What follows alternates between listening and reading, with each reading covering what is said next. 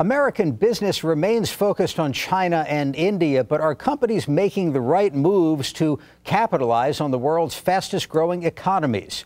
Joining us for this week's Smith Business Close-Up is Dr. Anil Gupta, the Ralph Tizer Professor of Strategy and Organization at the Robert H. Smith School of Business.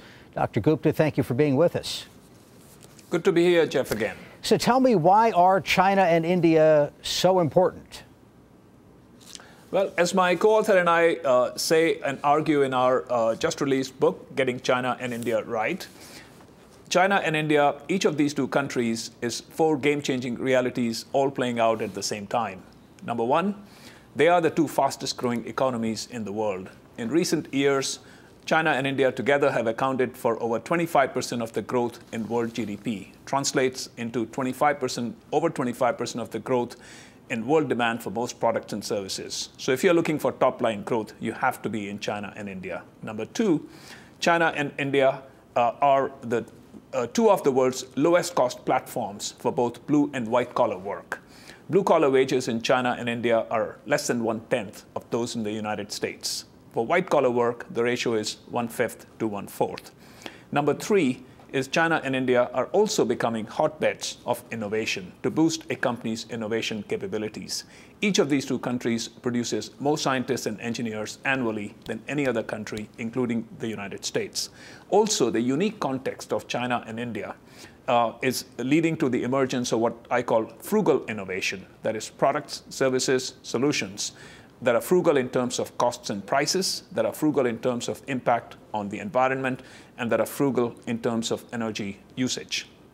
Number four, China and India are also becoming actually the springboards for the rise of new, ambitious, and highly capable global competitors, such as Tata Motors and Infosys Technologies from India, and BYD Auto and Huawei Technologies from China.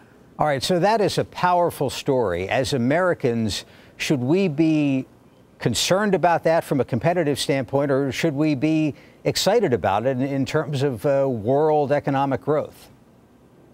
I think that for America, for Europe, for Japan, this is a mixed story, because essentially, in the world today, what we have is actually co-opetition. That is, we have competition and we also have cooperation at the same time. So yes, in one respect, the rise of China and India makes them more important, and the global power, if you will, of the US declines, relatively speaking, to what it is today. But on the other hand, this is an integrated global economy. US economic growth would be far slower, but for China and India, and of course, vice versa, the growth of China and India would be much slower, but for the US, but for Europe, and but for global integration. So I think we are all in the same boat, and we all help each other. What are American or European companies, for that matter, doing right or doing wrong in trying to interface with these markets? I think the best example or one of the best examples that I pick is IBM, in terms of a company that really gets China and India right. And what IBM does is, number one, it looks at each of these two economies not from the narrow lens of just offshoring or cost reduction, but really comprehensively. So, of course, IBM does rely on China for 1/3 of its hardware procurement. It relies on India for 1/4 of its global delivery capabilities. So yes, the cost element is there. But at the same time, let's look at some of the other elements. IBM has 8 corporate research labs in the world. 2 of the major ones are based in China, in Beijing, and in India, in Delhi and Bangalore. And these are doing some cutting-edge work. For example, mobile web solutions out of India. For instance, embedded systems out of China. IBM also, in fact, in India, for example, which is a hotbed for the rise of new IT service companies such as TCS, Infosys, and Wipro. Very interestingly, IBM is far more aggressive in going after the Indian market and doing so innovatively than any of the Indian players. So today, in fact, IBM has a bigger share in India, has a bigger share in China than any of the local players. Let me ask you this, actually.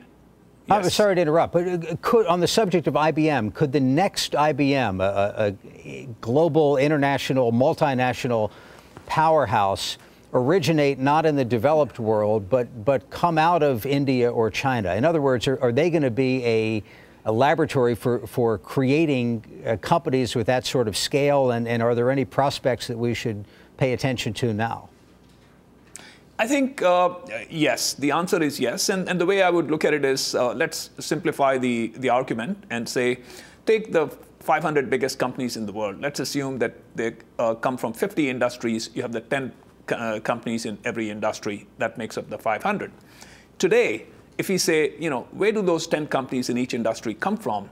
The likelihood is high that 9 or 10 out of 10 are actually from US, Europe, or Japan.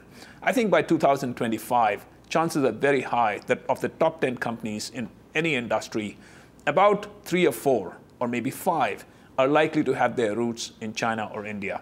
Some of the existing major players like IBM and Hewlett-Packard, they will be there, Toyota, they will be there, and they will survive and they will thrive. But some of the other players are likely to drop out, and their place will be taken, whether it's in autos or in computing or in IT services or in retailing, by new players from China and India. Before we go, how much has this global recession impacted the growth rates in India or China? I know China was growing at close to 10% a year. Are they in danger of going into a recession as well, or would that be would it look different in China than it looks here? No danger of either China or India going into a recession. Of course, this is an integrated global economy. Therefore, no country on earth, certainly not China or India, can afford or can avoid being affected by the global economic crisis. But let's look at numbers. That during the last quarter of 2008, when virtually every developed economy has been mired in a fairly deep recession, China still grew at 6.8%.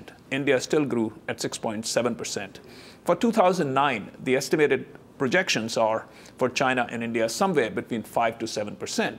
So these growth rates are much slower than the 9, 10, 11, or in the case of China in 2007, 13%. But still, 5 to 7% growth in 2008 and 9 will be the envy of the developed economies, even in the best of times. All right, Dr. Anil Gupta's book is Getting China and India Right. Dr. Gupta, thank you for being with us. Thank you very much, Jeff. Delighted to be here again.